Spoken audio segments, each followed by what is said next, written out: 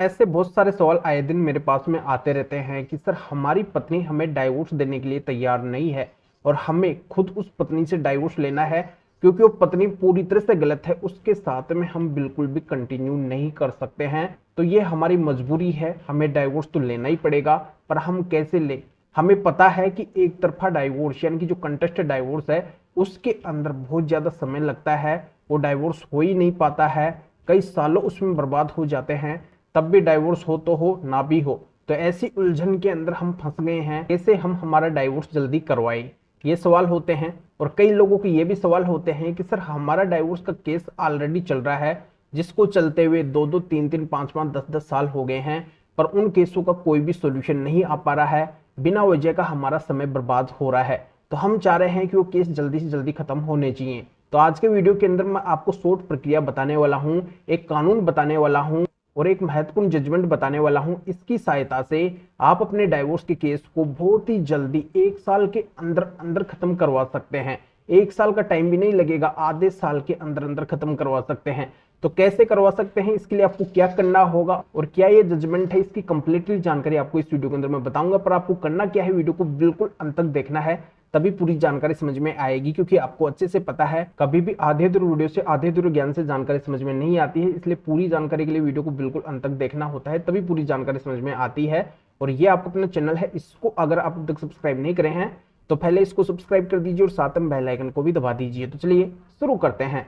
तो वेलकम दोस्तों, मैं हूं आपको अपना एडवोकेट जितेंद्र। तो दोस्तों आज के वीडियो के अंदर मैं आपको बताने वाला हूं कि अगर आप डाइवोर्स के उलझन के अंदर फंसे हुए हैं, आपको अगर कोई भी ऑप्शन दिखाई नहीं दे रहा है कि आप करें तो क्या करें, या फिर आपका डाइवोर्स का केस ऑलरेडी चल रहा है और आपको पता है कि जब तक आपका कंप्लीटली डाइवोर्स नहीं होगा तब तक आप अपनी लाइफ के अंदर आगे भी नहीं बढ़ सकते हैं। अगर आपको दूसरे लाइफ पार्टनर से शादी करनी है, उसको अपनी लाइफ के अंदर शामिल करना है, उससे शादी करने के लिए पहले वाले लाइफ पार्टनर से आपको कंप्लीटली डाइवोर्स लेना होगा, कोर्ट से डाइवोर्स लेना होगा, तब भी आप उससे शादी कर सकते हैं, अपनी लाइफ के अंदर पूरी तरह से उसको शामिल कर सकते हैं। पर यह आसानी से तो संभव है नहीं। अगर पत्नी राजी हो जाए, वो खुद अगर डाइवोर्स देने के लिए तैयार हो जाए, ऐसी एज के अंदर तो म्यूचुअल डाइवोर्स हो जाता है और उसकी एक शॉर्टकट प्रक्रिया होती है, वो अधिकतम 6 महीने के अंदर हो जाता है। पर यहाँ पे सबसे बड़ी दिक्कत तभी आती है जब पत्नी डाइवोर्स देने के लिए तैयार नहीं है और केवल पति को डाइवोर्स लेना है। तो यहाँ पे एक तरफा तलाक यानी कि कंटेस्टेड डाइवोर्स मिलना पॉसिबल नहीं है,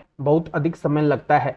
कई लोग क्या करते हैं कि शॉर्टकट तरीके अपना लेते हैं। अगर उनकी पत्नी उनको डाइवोर्स नहीं दे रही है तो नोटरी से डाइवोर्स करवा लेते हैं, या फिर पंचायत से डाइवोर्स करवा लेते हैं, किसी स्टाम्प पेपर के ऊपर डाइवोर्स करवा लेते हैं। और वो क्या करते हैं, ये डाइवोर्स करवाने के बाद में दूसरी शादी कर लेते हैं। पर उनके सामने प्रॉब्लम कब आती है, समस्या के अंदर कब फंस जाते हैं, जब उनके फर्स्ट वाले पार्टनर के द्वारा उनके ऊपर लीगली एक्शन लिया जाता है कि आपने बिना डाइवोर्स के दूसरी शादी कर ली है। उनके मन में तो ये होता है कि उन्होंने डाइवोर्स ले लिया है, पर वो लीगली डाइवोर्स नहीं होता है, क्योंकि नोटरी से, पंचायत से और स्टाम्प पेपर के जरिए से लिए गए डाइवोर्स की कोई भी कानून के अंदर मान्यता नहीं है। ये वैलिड डाइवोर्स नहीं है, ये वैध डाइवोर्स नहीं है, ये इनलीगल प्रक्रिया है और इसका कानून के अंदर कोई भी अस्तित्व नहीं है। तो इस तरीके की डाइवोर्स की प्रक्रिया के अंदर आपको नहीं फंसना है, क्योंकि इससे डाइवोर्स कानूनी रूप से नहीं होता है, ये अमान्य डाइवोर्स होता है। अगर आपको कानूनी रूप से डाइवोर्स लेना है तो इसके दो माध्यम होते हैं। इसमें पहला माध्यम तो होता है म्यूचुअल डाइवोर्स और दूसरा होता है कंटेस्टेड डाइवोर्स। तो ये दो प्रक्रिया के तहत कोर्ट से डाइवोर्स होता है तो ये मान्य डाइवोर्स होता है, कानूनी रूप से डाइवोर्स होता है। अन्यथा बाहरी तौर पे जो भी डाइवोर्स लिया जाता है उसकी कोई भी मान्यता नहीं होती है, वो वैध डाइवोर्स नहीं होता है। तो दोस्तों इस महत्वपूर्ण जजमेंट और महत्वपूर्ण कानून के अनुसार मैं आपको आसान भाषा के अंदर समझाने वाला हूं कि हिंदू मैरिज एक्ट के section 9, section 10, section 11, section 12, section 13 के अकॉर्डिंग जो भी केस आते हैं उनका निपटारा 6 महीने के अंदर हो जाएगा। जब फर्स्ट वाली सुनवाई होगी उससे लेके 6 महीने के अंदर उनका निपटारा पूरी तरह से हो जाएगा। और दूसरा, अगर इन केसों के अपीले मामले हैं तो पहली सुनवाई से 3 महीने के अंदर उन अपीलों का निस्तारण हो जाएगा।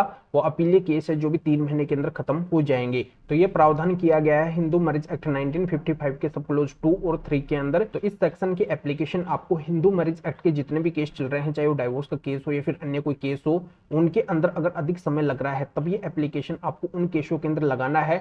इस कानून का हवाला देना है कि इन कानून के अंदर ये प्रावधान किया गया है कि ऐसे केस इतने समय के अंदर ही खत्म हो जाएंगे, तो ये केस भी जल्दी खत्म हो जाने चाहिए। आपसे हमारी रिक्वेस्ट है। फिर भी अगर वो कोर्ट सुनवाई नहीं करती है तो उसकी अपील के लिए आप ऊपर वाले कोर्ट के अंदर भी जा सकते हैं। हाई कोर्ट के अंदर भी जा सकते हैं और वहां से भी उस कोर्ट को डायरेक्शन करवा सकते हैं या फिर हाई कोर्ट से अपने मामले को जल्दी खत्म करवा सकते हैं। इस महत्वपूर्ण जानकारी के लिए इस वीडियो को लाइक कर दीजिए और शेयर भी कर दीजिए जो और लोगों तक जानकारी पहुंच सके। और भी अगर आपकी किसी भी तरीके की कोई भी कानूनी समस्या है तो स्क्रीन के ऊपर मेरे व्हाट्सएप नंबर शो हो रहे हैं, इसके ऊपर व्हाट्सएप मैसेज करके अपॉइंटमेंट बुक करवा के डायरेक्टली मेरे से कॉल के ऊपर बात कर सकते हैं। अपनी किसी भी तरीके की कोई भी कानूनी समस्या है तो उसका समाधान मेरे से जान सकते हैं। तो इस महत्वपूर्ण जजमेंट का लिंक इस वीडियो को डिस्क्रिप्शन के अंदर दिया गया है। तो फिर आगे मिलेंगे आपसे नए वीडियो नए टॉपिक के साथ में। आप सभी का बहुत बहुत धन्यवाद।